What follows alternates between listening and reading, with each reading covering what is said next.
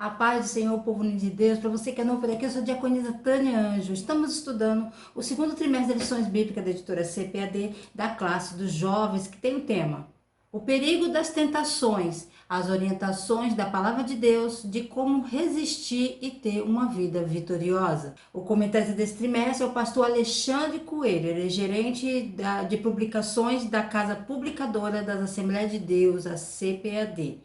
A lição de hoje é a lição 6. Olhando para a direção errada. O texto principal nos diz assim: não porei coisa má diante dos meus olhos. Aborreço as ações daqueles que se desviam, nada se me pegará. Salmo 101, versículo 3. O resumo da lição diz assim: é preciso, por questão de vigilância e temor a Deus, estarmos atentos à direção e à forma como olhamos as pessoas à nossa volta.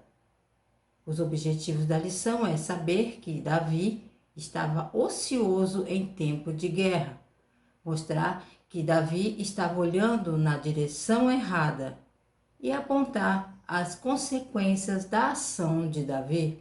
O texto bíblico base se encontra em 2 Samuel, capítulo 11, versículo 1 ao 5, versículo 14, 15, 26 e 27. A introdução na revista diz assim: a forma como olhamos as coisas que nos cercam, como também a ocasião em que estamos, pode ser um meio pelo qual seremos tentados. Precisamos estar vigilantes, pois a ocasião e o lugar não pode se tornar um elemento que facilite a ação de Satanás em nossas vidas. Mesmo sendo pessoas a quem o Eterno salvou pela sua graça, não estamos isentos de ocupar nossas mentes e o nosso olhar com aquilo que não agrada a Deus. Por isso, precisamos estar sempre atentos. Para aqueles que lutam pela pureza em uma sociedade sexualmente explícita, que promove a luxúria e exalta a sensualidade, reconhecer a diferença entre encontrar o ataque diário das tentações versus se envolver com o pecado é uma questão crucial. Considere o rei Davi e Betseba. O versículo de abertura desse relato na Bíblia sugere que o vulnerável monarca já está em apuros em seu coração antes de colocar os olhos em Betseba.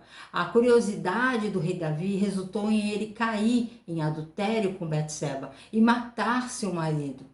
Isso acabou por trazer uma maldição sobre sua linhagem. Isso se tornou um desastre do qual ele nunca se recuperou totalmente. Ele estava ocioso e essa ociosidade o levou à fraqueza. Tópico 1: no tempo da guerra, ocioso. Subtópico 1: o homem segundo o coração de Deus.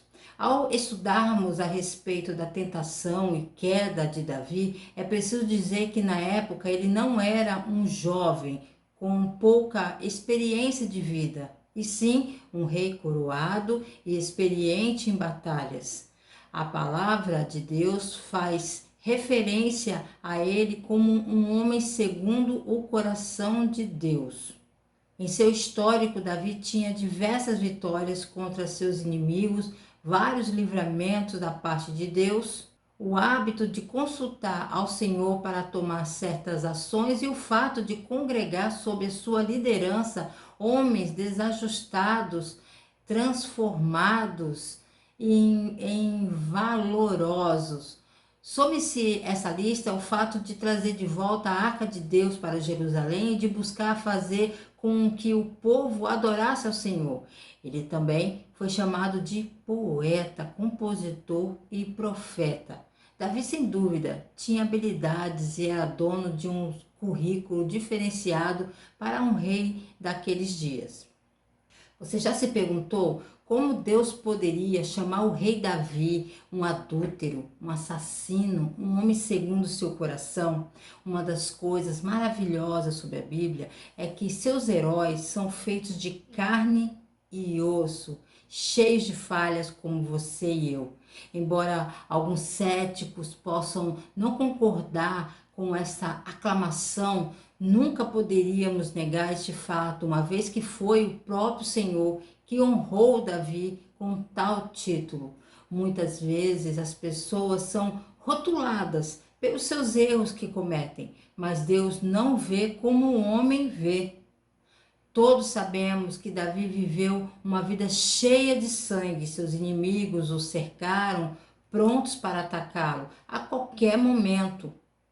Mesmo na sua infância, começando sua vida de pastor, estava cheia de ação e perseguição contínua para defender sua vida de animais selvagens ou homens, por exemplo, Saul, Golias, Absalão. Apesar disso, Davi conquistou porque Deus estava no seu lado, do seu lado. Davi tinha defeitos, ele cometeu pecado, ele era culpado de grandes ofensas, sim. Mas, ao contrário do rei Saul, Davi não era rebelde e desobediente. Davi foi rápido em se arrepender. Subtópico 2, um homem de ação. A palavra de Deus nos mostra que a tentação de Davi aconteceu em um momento de guerra. Naás, rei dos Amonitas, faleceu e seu filho Anum reinou em seu lugar. Davi se lembra de que Naás o havia tratado com bondade e decide enviar mensageiros para consolar o novo rei. Anum, inexperiente, ouve seus conselheiros que acusam os mensageiros de Davi de serem espiões. O rei raspa metade da barba dos homens enviados por Davi, além de cortar-lhes as roupas de maneira que ficaram muito envergonhados. Como esses homens retornariam a Israel naquele estado? Davi, sabendo do ocorrido, pede que os homens fiquem em Jericó até que suas barbas cresçam. Esse foi um ato de grande humilhação para com os mensageiros enviados por Israel. Como se isso fosse pouco, os filhos de Amon contrataram mercenários sírios para atacar Israel num total de 33 mil homens. A guerra estava a caminho e Davi precisava se preparar para esse momento. Tá, vamos lá. A barba, ela é mantida em alto respeito no Oriente Médio. Quem a possui considera seu maior ornamento e muitas das vezes faz juramentos pela barba. A importância é muito grande. Nada pode ser mais seguro do que uma promessa dessa, uma pessoa que promete pela sua própria barba. Seu proprietário vai resgatá-lo em perigo de sua vida. A barba nunca foi cortada, ela não era cortada, mas somente quando estava de luto ou como sinal de escravidão. Cortar metade da barba e as roupas tornou os homens ridículos e os fez parecer escravos. O que foi feito a esses homens foi um acúmulo de insultos. Os judeus foram obrigados a manter uma barba bem aparada, como prescrito por vários versículos na Bíblia. O ato de Anum foi claramente de desrespeito e indignação. Davi instrui os servos a voltar para Jerusalém e esperar crescer a barba novamente para depois voltar. Era quase como se ele quisesse dizer a Anum que ele poderia cortar as suas barbas, mas ele não poderia tirar seu espírito ou seu propósito. O Senhor nos instrui a virar a outra face, afinal ele vai julgá-los de acordo com seus atos. Este é um grande lembrete para aqueles que lutam com questões de orgulho. Lembre-se, os servos de Davi voltaram para casa apenas para voltar e derrotar os sírios. Os amonitas perceberam que Davi não estava satisfeito com esse ato. Eles decidiram contratar os sírios de Jobá, os homens de Maaca e os homens de Tobi.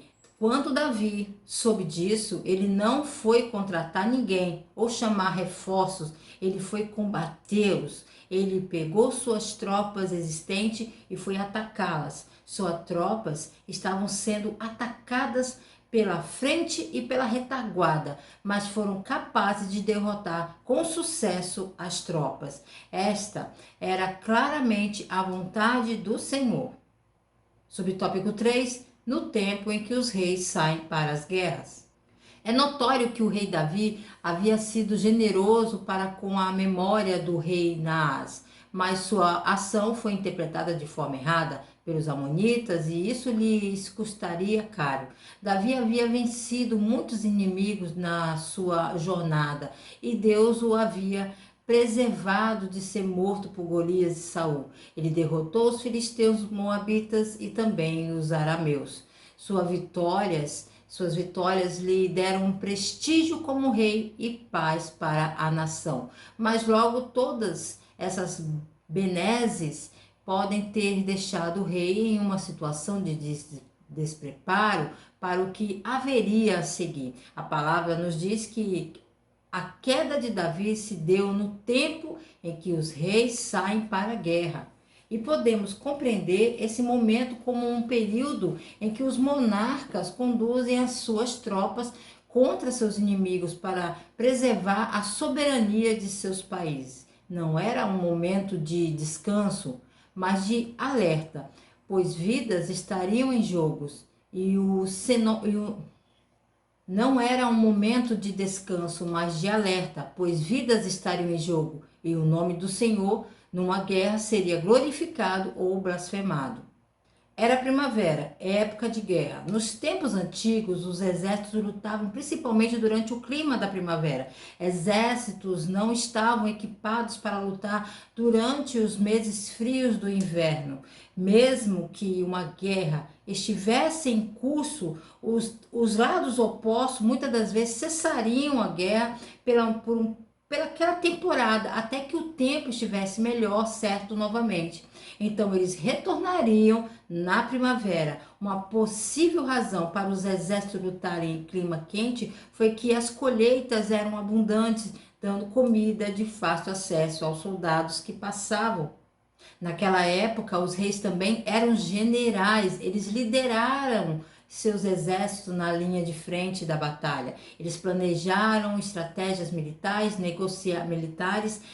negociavam com os inimigos e aumentavam a moral das tropas. Em circunstâncias normais, durante um tempo de guerra, na primavera, o rei estaria no campo de batalha com seu exército. Davi, no entanto, não estava em batalha, mas permaneceu em Jerusalém. Não é errado, gente, descansar de vez em quando, mas não é disso que se trata a vida. Quando estamos focados nosso tempo no prazer, é fácil ultrapassar aquela linha, sabe? E passar para o prazer proibido.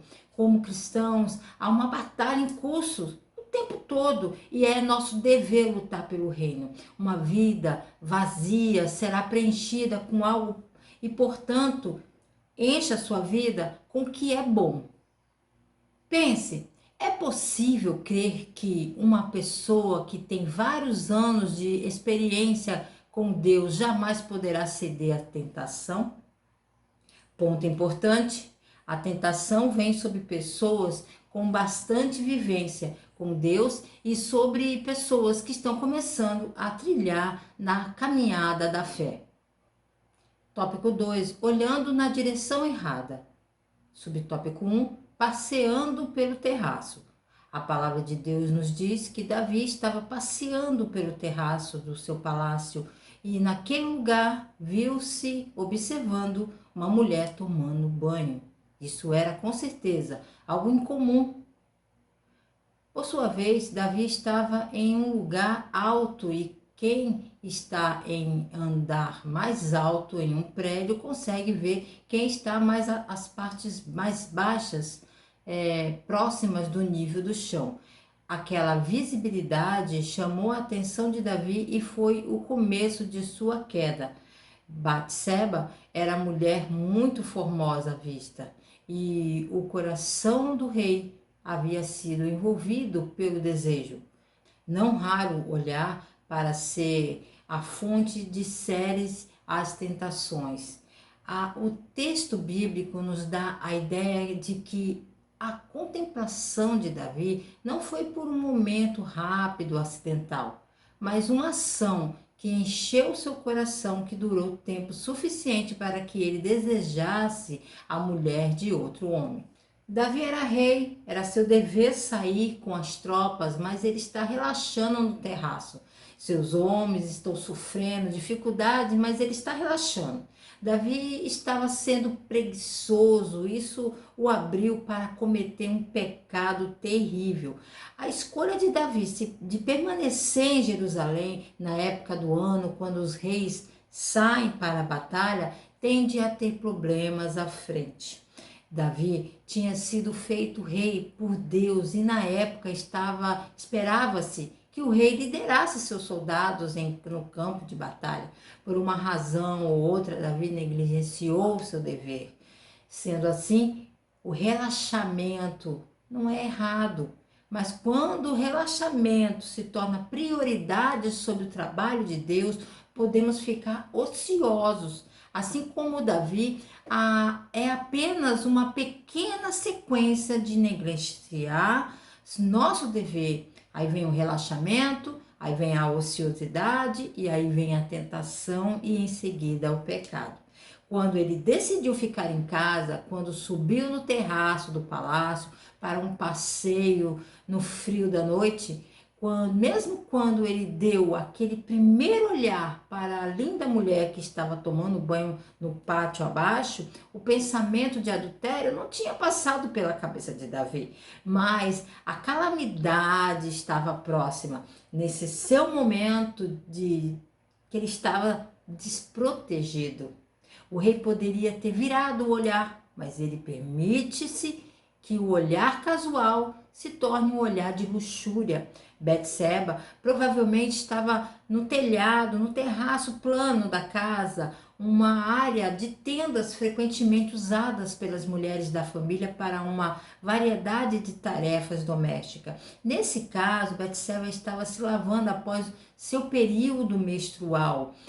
O texto faz questão dessa purificação, nos mostrar a purificação pós-menstrual, para mostrar que ela não estava carregando o filho de Urias, mas estava na fase de seu ciclo menstrual, quando ela estava prestes a ovular. O rei Davi estava no terraço do palácio, assim, olhando para baixo. Davi viu seu corpo jovem e desejou-lhe. Na época, o marido de Betseba, Urias, estava fora lutando com o exército. Betseba era a bela neta de Aitofel, um astuto conselheiro militar e político de Davi. Ela pertencia a uma família guerreira de elite e seu marido Urias era um soldado profissional de alto escalão, um dos respeitados guerreiros chamados os valentes de Davi. Seu pai e seu marido estavam estacionados em Jerusalém, diretamente sob o controle do rei. Eram guarda-costas pessoais de Davi, seus campeões, famosos por suas bravuras. Então ela era membro de uma família guerreira de elite, algo como uma esposa de um samurai de alto escalão. Subtópico 2: o adultério consumado. Antes de dar prosseguimento ao seu plano, Davi pergunta a algumas pessoas do palácio quem era aquela mulher, e eles disseram que era Betseba, filha de Eliã e mulher de Urias, o heteu. Ele soube que ela tinha uma família e um marido. Mesmo assim, essas informações não frearam o ímpeto do rei. Ele envia mensageiros para falarem com a mulher a fim de que ela fosse para o palácio onde o rei a esperava. Ali Davi consumou um dos seus pecados.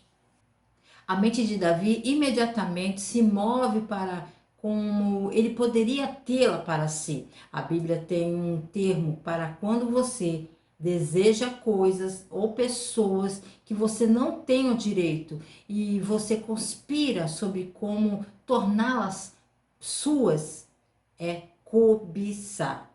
E o interessante sobre o mandamento não cobiçar é que é como o mandamento não roubar, mas é um mandamento para não conspirar para roubar. Ok? Então Davi vê a linda mulher, mas ele não pode simplesmente deixá-la. Davi enviou alguém para descobrir quem ela era. A resposta é Betseba, a esposa de Urias. Urias não é estranho para Davi.